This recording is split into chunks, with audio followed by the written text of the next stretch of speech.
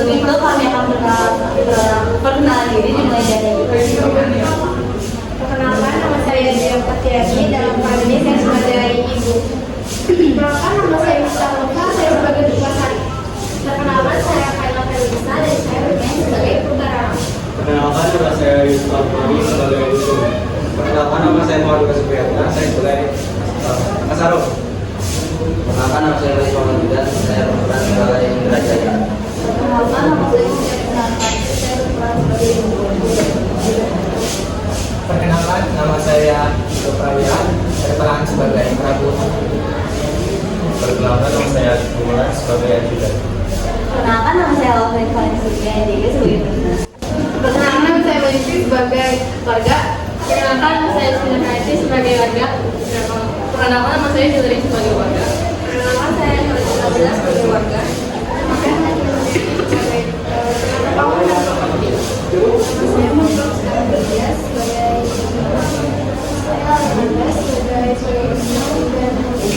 Saya Benja Malia sebagai properti dan kenapa saya Usia Syirana Abdullah sebagai narator. Oke, sekian perkenalan dari kami. Selamat menyaksikan kegiatan kami.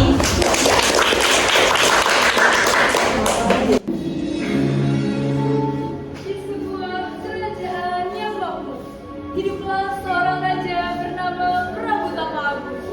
Ia memiliki dua orang putri, yakni sang kakak Purbasara dan sang adik Purbasari. Telah tiba saatnya Prabu Takaharu untuk memilih penerus tahta selanjutnya. Wahai anak-anak gadis, sudah saatnya menentukan siapa yang akan menjadi tahta kerajaan ini. Tentu saja ayah, saya siap.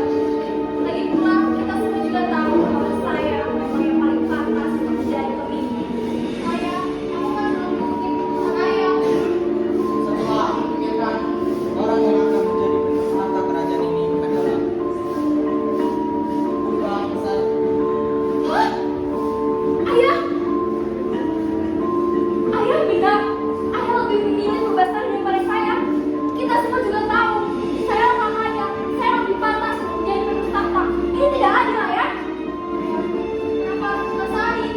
Kenapa tidak kakak? Kak, Purba memang sangat murka. Ia tidak terima tahta yang jatuh ke tangan adiknya.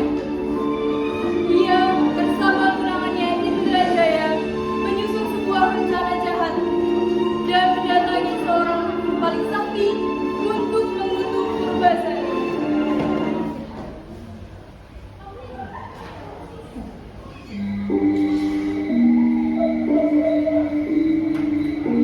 wah, gak adil banget. Masa ayah nyuruh Purbasari jadi pemimpin? Udah jelas-jelas aku yang harus jadi penerus tahta. Ini gak adil banget. Aku gak bisa terima ini. Tenang saja Mubaraka, aku punya solusi agar kamu tidak menjadi ragu. Memang yang sangat terpadat menjadi raja itu kamu, bukan Purbasari. Kita harus menghentikan Purbasari. Bagaimana caranya? Purba dan Indra Jaya pergi mendatangi seorang dukun paling sakti untuk mengutuk Purbasari. Tidak bisa karena yang terjadi. Seorang putri kerajaan benar-benar mendatangi. Mendatangkan ini untuk adikku kan? Bagaimana kan? Benar, aku ingin mengutuk adikku supaya dia tidak menjadi penerus tahta. Hukum memantra-mantrai dan mengutuk Purbasari. Aku sudah mengutuknya. Kutukan ini akan merenggut pesona adikku. Mulai malam ini, kecantikannya akan sirna.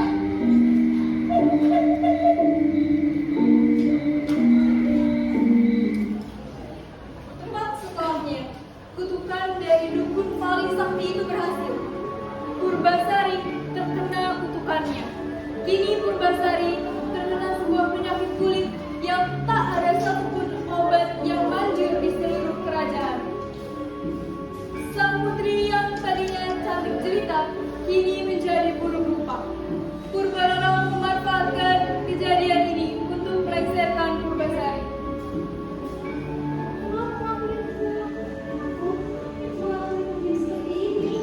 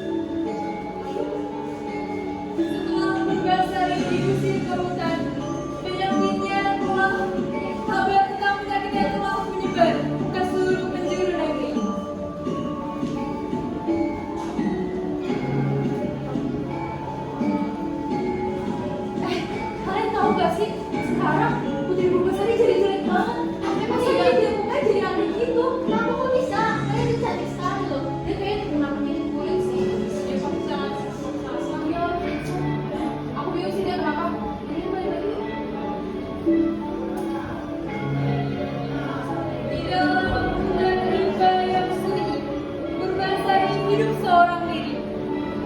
Dia merasa sedih dan terasing.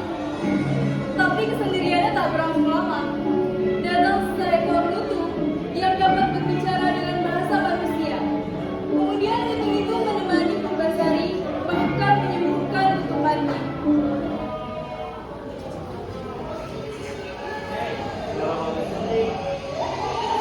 Kalau itu dari sana.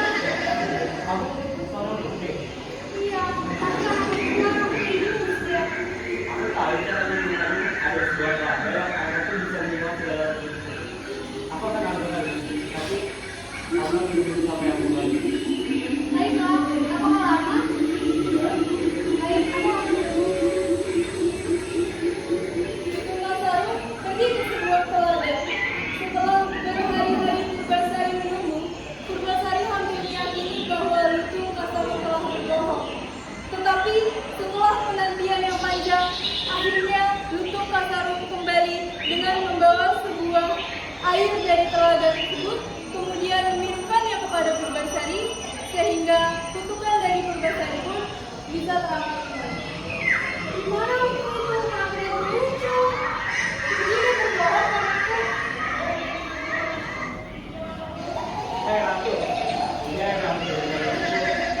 Itu kamu bohong padaku. Tidak mungkin lah. Baiklah, aku akan minum. Terima kasih sebelumnya. Terima kasih. Sekarang kita tinggal kembali. Terima kasih sebelumnya. Kamu siapa? Kamu panggil saja aku Kasar. Baiklah, aku Purbasari. Karena kamu sudah membantuku, ayo kita ke sana. Baik, ayo. Lutung Kasaro bersedia pergi ke istana bersama Purbasari. Kedatangan Purbasari dan Lutung Kasaro menggemparkan seluruh istana.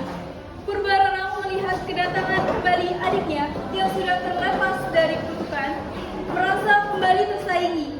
Purbasari kembali dihadapi oleh tantangan baru, yakni sayembara dari sang raja mengharuskannya membawa seorang pasangan yang paling sempurna untuk memimpin kerajaan.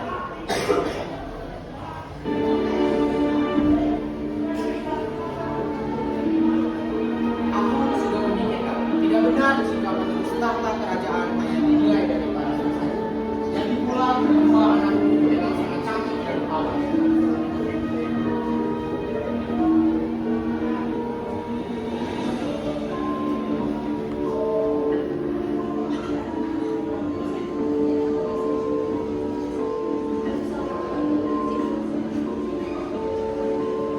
Astaga, Putri Purbasari jadi cantik banget sekarang. Gila, dia jauh lebih cantik dari yang kemarin.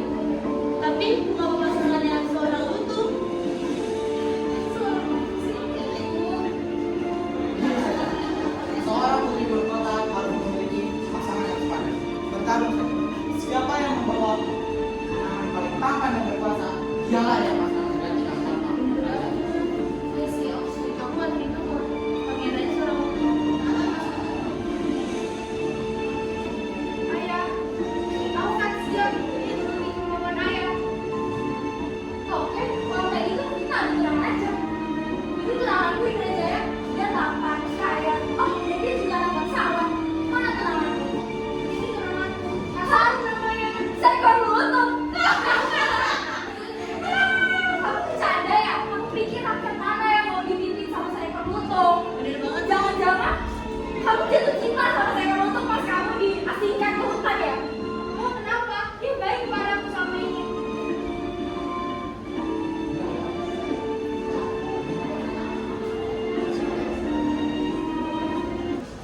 Setelah mendengar ucapan Purbasari dan Purbararang, Lutung Kasaro tiba-tiba pergi keluar dari istana. Kemudian ia masuk kembali sebagai seorang pangeran yang sangat rupawan. Kamu siapa? Aku Kasaro Purbasari. Tidak mungkin. Sebelumnya, aku dikutuk menjadi lutung karena suka menyembuhkan seseorang. Dan ramuan yang bisa menyembuhkan kutukanmu tidak bisa menyembuhkan kutukanku. Tetapi karena cinta tulusmu, kutukan ini menghilang Purbasari. Jadi selama ini kamu seorang pangeran. Pengumuman. Kini sudah saatnya diumumkan pemegang tahta selanjutnya. Di sisi kanan kita ada Purbalarang dan Indrajaya. Di sisi kiri kita ada Purbasari dan Lutung Kasar.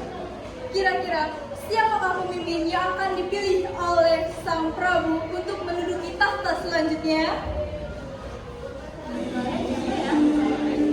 Kalau aku akan mengumumkan orang yang akan menjadi penerus tahta kerajaan ini adalah Purbasari.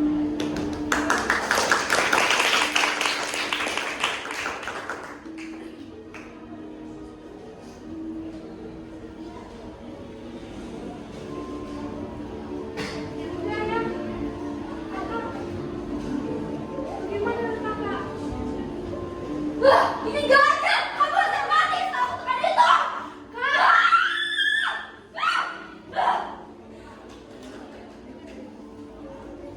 apa kamu bilang? Jadi kamu yang sudah membunuhku. Tidak ayah, bukan aku. Tapi itu idenya Indrajaya. Indrajaya tahu dukun itu. Ayah, ampun. Pengawal, bawa dia pergi dari sini. Jangan ayah. Jangan kenapa ya? Ini kamu. Tidak mau ayah, ampun. Ayah.